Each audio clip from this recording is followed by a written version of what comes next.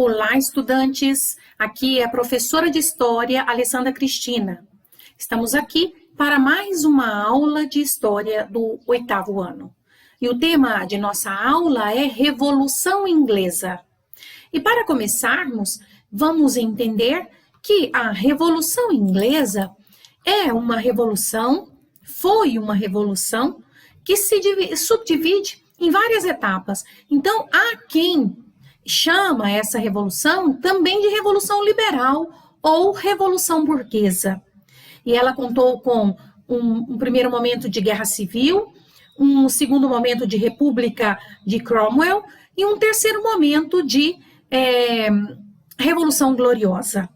Então, vamos ver agora, passo a passo, desta Revolução Inglesa, tão importante para depois entendermos o mundo moderno, para entendermos a Revolução Industrial, para entendermos a colonização da América, né, no caso dos Estados Unidos da América, que nós sabemos que foi colônia da Inglaterra, e assim por diante. Vamos lá?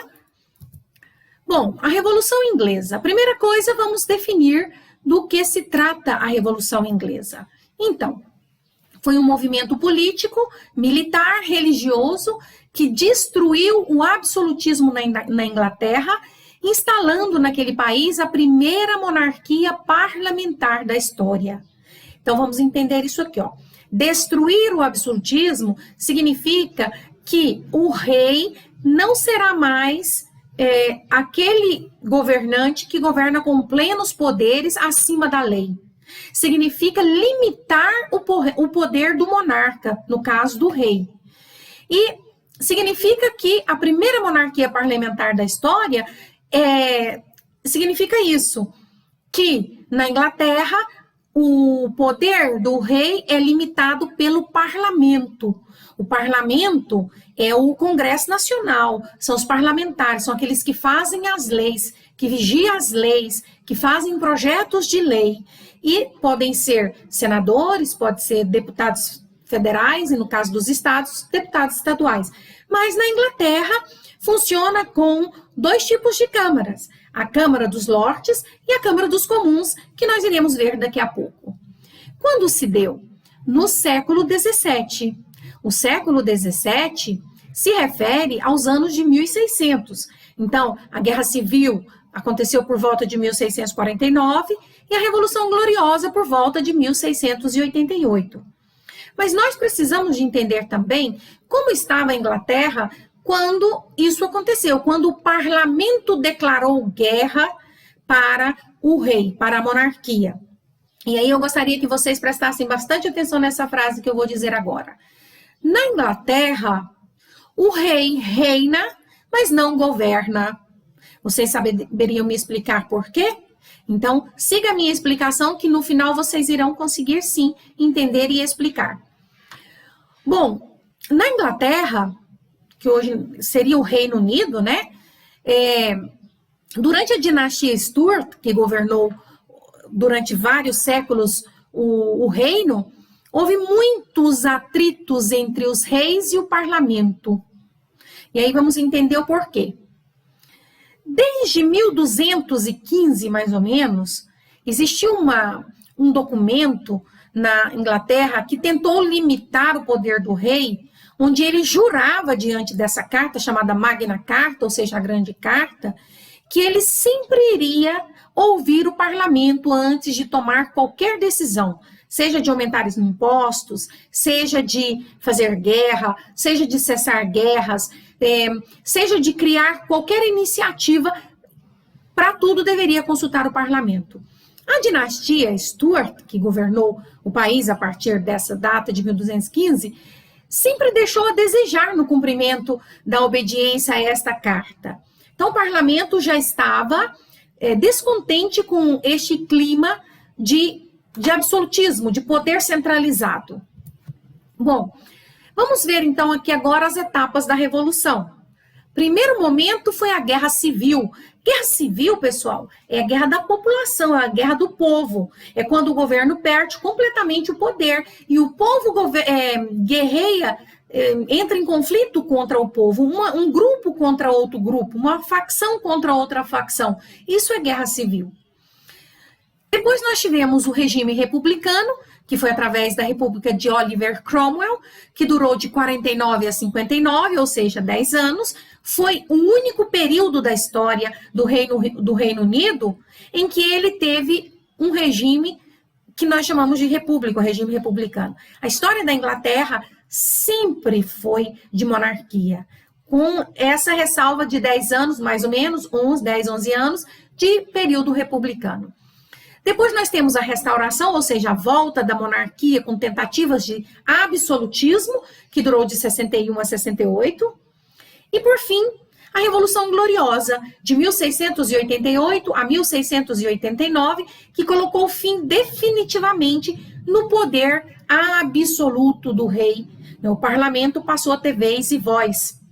A Revolução é assim chamada de Gloriosa, porque os acordos que ocorreram entre o rei que vai assumir o poder, que é o Guilherme, de Orange, ou seja, da Holanda, casada com um dos filhos, uma das filhas do rei da Inglaterra, ele irá assinar um documento onde se compromete a obedecer às ordens do parlamento, e não houve derramamento de sangue. Por isso é chamada de Gloriosa. Bom, Elizabeth I, filha de Henrique VIII, rainha da Inglaterra, havia como religião oficial, né, a religião oficial da Inglaterra ainda hoje é o anglicanismo, né, religião inglesa, anglo-inglesa, que foi criada por Henrique VIII por questões de desavenças particulares, privadas e familiares com o Papa. Então ele se separou da Igreja Católica Apostólica Romana e criou na Inglaterra a Igreja Anglicana, Católica Anglicana, onde ele é o chefe, a autoridade máxima. Sua filha deu continuidade a tudo isso. A Inglaterra, nesse período que antecede a Revolução Inglesa, havia se enriquecido muito com a produção e exportação de lã, porque a Inglaterra havia feito a política dos enclosures, ou seja, do cercamento dos campos, mandando muitos camponeses engrossar as filas da pobreza na cidade, e esses campos foram usados pela burguesia que havia se enriquecido e comprado terra para criar ovelha e produzir lã. E então a Inglaterra será uma grande produtora e exportadora de lã. Depois ela morre deixando ao trono seu primo Jaime I, porque ela não se casou e não teve filhos, então seu primo assume o poder. Jaime I governa de 1633 a 1625. E aí ele começa, como anglicano, a perseguir católicos e puritanos. Os puritanos, vamos lembrar, os puritanos eram os burgueses, a classe que tinha dinheiro, os primeiros a querer colocar limite no poder do rei. Os puritanos são os calvinistas, são os protestantes. Foram eles que deram origem a várias linhagens daquilo que nós chamamos das igrejas evangélicas dos dias atuais. E aí o que ele fez? Desobedeceu o parlamento, aumentando os impostos sem autorização do parlamento. E estabelece um monopólio real contra os interesses da burguesia, ou seja, ele vai criar um grande conflito com o parlamento. Carlos I, ele vai jurar diante da Bill of Rights, que é a petição dos direitos que proibia ao rei, né, a coroa, de adotar medidas econômicas sem autorização do parlamento. Mas ele vai aumentar os impostos e vai tentar impor o anglicanismo na Escócia, que é um daqueles estados, daquela região que forma o Reino Unido. País de Gales, Escócia, Irlanda, Inglaterra formam o Reino Unido. E reprimiu o ship money, a cobrança de um imposto em desuso, antes arrecadado nas cidades portuárias e zonas litorâneas, em caso de guerra, estendendo-o a todo o reino. E a população vai se revoltar contra esse imposto novo. E ele vai invadir e fechar o parlamento, e esse foi a gota d'água. E aí, Oliver Cromwell, esse grande burguês puritano, que vai comandar a guerra civil, né? A população vai pegar em armas e eles vão tentar barrar o poder desse rei. A guerra vai durar 7 anos, de 1642 a 1649, essa é a primeira fase da Revolução Inglesa, chamada de Guerra Civil. E o rei vai ser, vamos ver o que vai acontecer com ele. Bom, o rei será degolado, né? Ou seja, será decapitado, vai perder a cabeça, né? Mas vamos entender como. O parlamento inglês era formado pela Câmara dos Lordes, que eram os grandes ricos, anglicanos, conservadores, que havia função administrativa, as funções de polícia, de justiça, tudo eram eles. E a Câmara dos Comuns, formado pelas gentry, pessoas da pequena nobreza, católicos, presbiterianos, da ala moderada, dos puritanos, né, que eram os mais radicais, donos de propriedades. E vai acontecer o conflito, né, desses grupos do parlamento com Carlos I. Então, será Carlos I contra a Câmara dos Comuns e o exército de tipo novo, que era um cidadão normal, que pegou em armas, liderados por Oliver Cromwell, que vai abrir a guerra contra Carlos I. A República de Cromwell, então, eles uma vez decapitado o rei, ele vai assumir o poder na Inglaterra e vai durar o período de poder dele de 1649 a 1660. Então, o que ele vai fazer? Ele vai governar, tanto criticava o rei com plenos poderes, mas ele vai tentar fazer a mesma coisa. Ele vai tentar governar a Inglaterra com plenos poderes. E até alguns digam que ele tentou criar uma ditadura pró-burguesia, ou seja, em favor da classe endinheirada, dos grandes comerciantes, dos grandes navegadores, daqueles que criava ovelha, que fazia lã e exportava lã.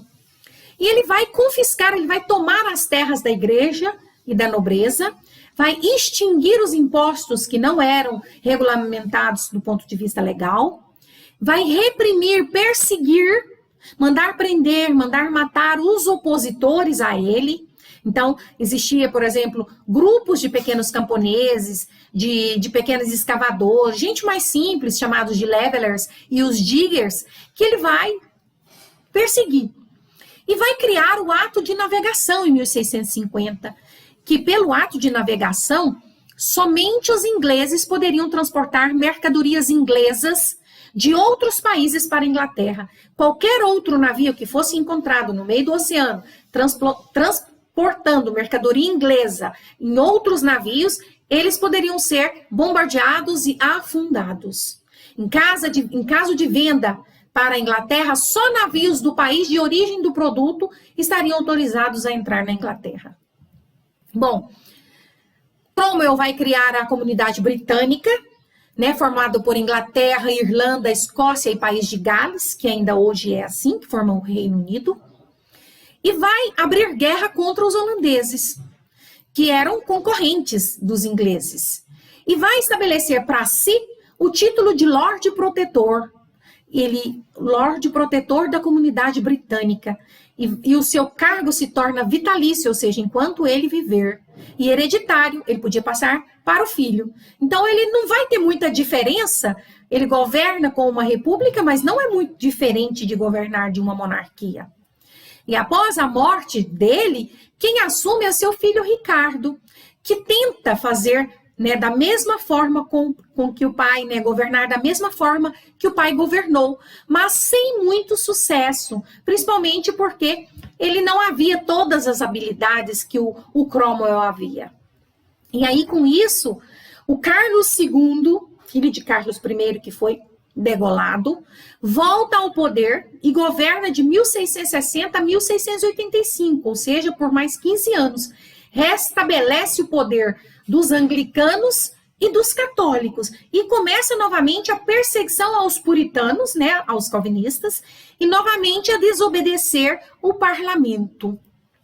E aí tenta restabelecer o absolutismo, e diante desse temor, dessa ameaça, o parlamento oferece a monarquia, a coroa britânica, para Guilherme de Orange, casado com Maria Stuart, filha mais velha de Charles II, né? É como se fosse uma conspiração, meio que um golpe.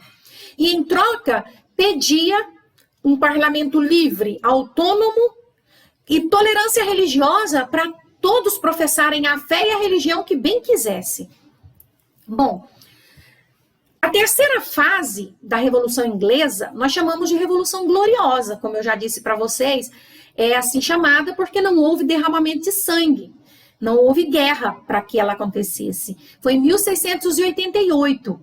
Em 1689, o Guilherme de Orange, ele aceita, ele se submete à lei, à Declaração dos Direitos, chamadas de Bill of Rights, na Inglaterra, onde ele se submete à autoridade, né, ao poder do parlamento.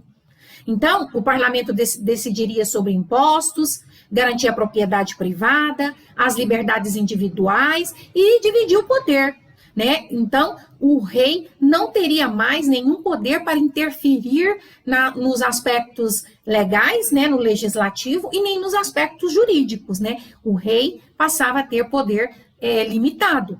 E isso significa o fim do absolutismo na Inglaterra. A partir daquele momento, ele passa a ser uma monarquia, ele continuará tendo um rei, mas uma monarquia parlamentar. Na Inglaterra, o rei reina, mas não governa. Estabelecia-se assim a superioridade da lei sobre a vontade do rei e a implantação do liberalismo econômico, ou seja, a economia, o mercado, não teria mais o controle da monarquia, não teria mais esse controle das tarifas, não teria mais esse controle cerrado dos postos, mas a concorrência faria um pouco a lei do mercado. E isso tudo será motivo, né, vai gerar as bases daquilo que pouco depois vai acontecer também na Inglaterra, que é a Revolução Industrial, ou seja, o surgimento das primeiras indústrias, das primeiras máquinas, dos primeiros produtos industrializados. As consequências da Revolução Inglesa: tolerância religiosa, né, que concedeu liberdade religiosa aos cristãos; a Bill of Rights, que foi o conjunto de leis, né, que instituiu o julgamento dos indivíduos através de um júri. Ninguém podia mais ser julgado e condenado sem que tivesse todo um processo para isso. Além disso, o rei perdeu a prerrogativa de suspender execuções de leis e implementar impostos sem a permissão do parlamento. Fim do absolutismo na Inglaterra. O poder do rei passou a ser limitado pelo parlamento. Desenvolveu-se assim um Estado liberal, no qual havia 3 poderes distintos: legislativo, executivo e judiciário. E aí, o capitalismo encontra o terreno fértil para avançar. Avanço do capitalismo. Muito bem, pessoal. Espero que vocês tenham entendido. Na próxima aula, vamos adentrar um pouco mais sobre este assunto. Muito obrigada e até a próxima videoaula.